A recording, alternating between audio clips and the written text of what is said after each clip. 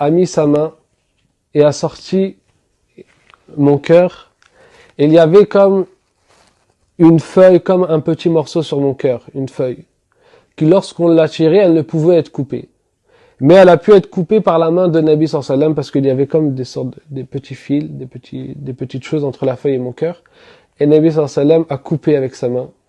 Puis Nabi sallallahu alayhi wa sallam a remis mon cœur et avant ça, il l'a vidé, et quand il l'a remis, il l'a rempli de lumière, jusqu'à que la lumière a traversé, je l'ai vu moi-même, a traversé chaque veine, jusqu'à arriver dans tout mon corps. Puis ceci s'est refermé, et puis j'ai continué le dhikr avec Nabi sallallahu alayhi wa sallam. Que vous l'acceptiez ou non. Uqsim billahi al-ali al-azim, le seul shir qui donne la lumière durant ce siècle, c'est Sidi Cheikh Mohamed Fawzi al-Karkari. Et personne, aucun autre shir.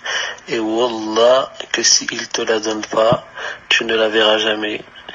Tu as adoré Allah, même t'adores Allah Azza wa Jal pendant 80 ans, toute ta vie, à être au premier rang, à la mosquée, frère, à faire toutes tes prières. Si il te la donne pas, t'auras zéro.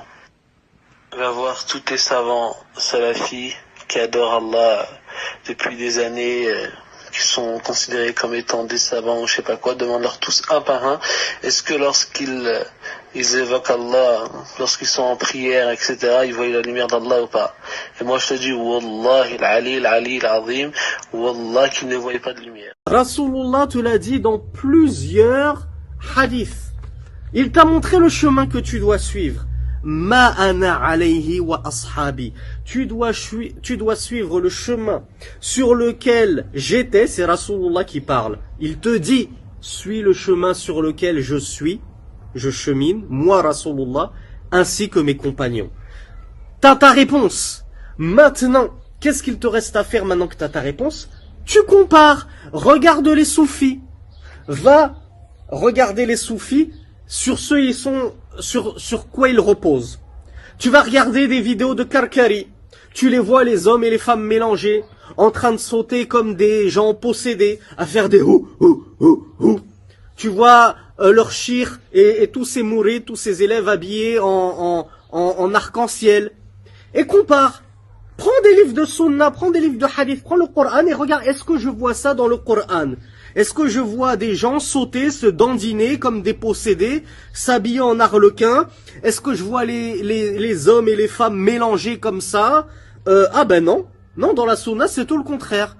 Rasulullah, il nous a au contraire ordonné de faire très attention à la mixité.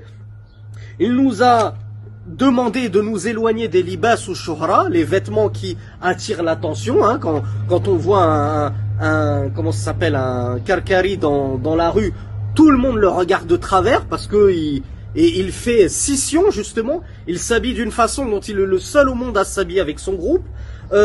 Ces danses mystiques, je ne vois aucune trace dans la Sunna et dans le Coran. Bon, ben déjà je sais que eux ce ne sont pas le groupe sauvé, tout simplement.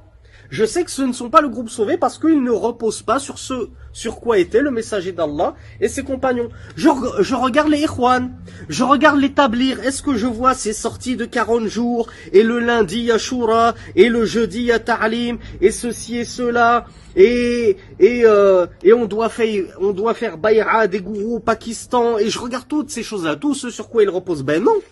Je trouve rien dans le Coran et dans la Sunna. Et tu fais pareil pour toutes les sectes. À un moment, tu vas faire pareil pour le salafisme. C'est-à-dire, ben moi aussi, je vais examiner le salafisme comme j'ai examiné les autres sectes.